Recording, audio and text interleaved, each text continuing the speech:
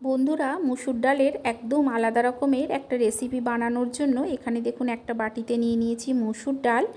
এর মধ্যে জল দিয়ে দিলাম। জল পাল্টে পাল্টে 2-3 বার ভালো করে মুসুর ডালটাকে ধুয়ে নিতে হবে। দেখুন ডালটাকে আমি খুব ভালো করে ধুয়ে নিয়েছি। এখন অন্যদিকে আমি একটা কড়াইতে কিছুটা গরম জল বসিয়ে দিয়েছি। এর মধ্যে দিয়ে দেব সমস্ত ধুয়ে রাখা মুসুর ডালটাকে দিয়ে দিচ্ছি লবণ, আর দিয়ে দেব অল্প একটু তেল। দিয়ে এটাকে আমি ঢাকা দেব, তবে পুরো ঢাকা দেব না, হাফ ঢাকা দেব। হাফ ঢাকা দিয়ে এটাকে দেখুন কিছুটা সেদ্ধ করে নিয়েছি। এটা কিন্তু পুরোটা সেদ্ধ হয়নি এখনও, অল্প কিছুটা সেদ্ধ হয়েছে। গ্যাসের ফ্লেমটাকে একদম লোতে করে দেব। লোতে করে আর কিছুটা এটাকে সেদ্ধ করে নিতে হবে। যতক্ষণ এটা সেদ্ধ হচ্ছে, অন্যদিকে এখানে দেখুন একটা ঝুড়ির মধ্যে আমি নিয়ে নিয়েছি পাট শাক। পাট শাকগুলোকে ঠিক এইভাবে বেছে পরিষ্কার করে রেখেছি। বেছে পরিষ্কার করে রেখে এখন এই পাট শাকগুলোকে আমি কেটে নেব।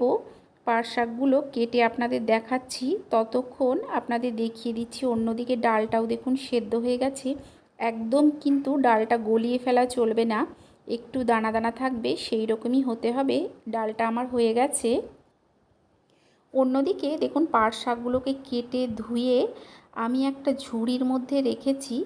এতে কি হবে, পাট শাকের মধ্যে যে অতিরিক্ত জলটা আছে সেটা পুরোটাই বেরিয়ে যাবে। তলায় আমি একটা বাটি রেখেছি দেখুন। এখন অন্যদিকে আমি একটা কড়াই বসিয়ে দিয়েছি। এর মধ্যে দিয়ে দিচ্ছি কিছুটা সর্ষের তেল। তেলটা গরম হলে ফোড়নে দিচ্ছি দেখুন কালো জিরে, আর দিয়ে দিচ্ছি শুকনো লঙ্কা।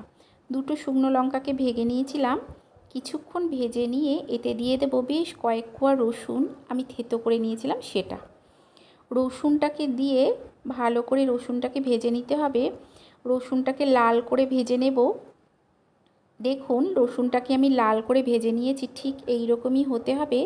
এখন দিয়ে দিচ্ছি দেখুন সমস্ত কেটে ধুয়ে পরিষ্কার করে রাখা পাট শাকটাকে দিয়ে এর মধ্যে দিয়ে দিচ্ছি দেখুন স্বাদ অনুযায়ী লবণ, আর দিয়ে দেব হলুদ।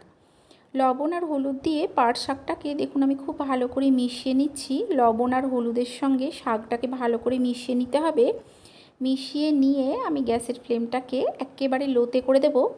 লোতে করে দিয়ে এটাকে আমি ঢাকা দিয়ে দেব। ঢাকা দিয়ে কিছুক্ষণ হতে দেব।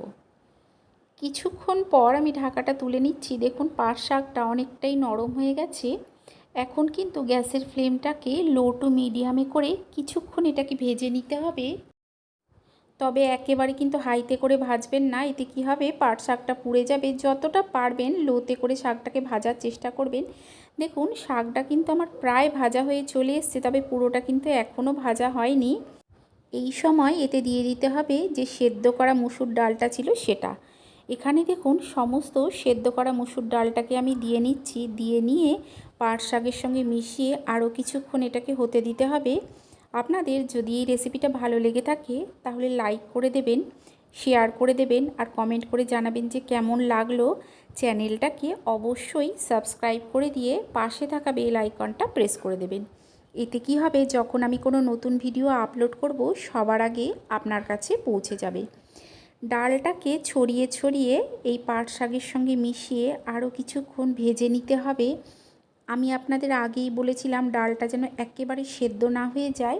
সেদ্ধও হবে, আবার একটু দানা দানা থাকবে, তবেই কিন্তু এই রেসিপিতে খেতে ভালো লাগে। দেখুন ডালটা কিন্তু বোঝা যাচ্ছে, একদম গলে গেলে কিন্তু এটা খেতে ভালো লাগবে না। যতটা সম্ভব গ্যাসের ফ্লেমটাকে লোতে রেখে তৈরি করার চেষ্টা করবেন।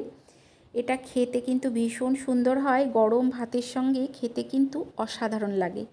তৈরি হয়ে গেছে এই রেসিপি, আপনারা এইভাবে বানিয়ে খাবেন, আশা করছি আপনাদেরও ভালো লাগবে। তাহলে চলুন দেখা হচ্ছে আরও একটা নতুন ভিডিও নিয়ে।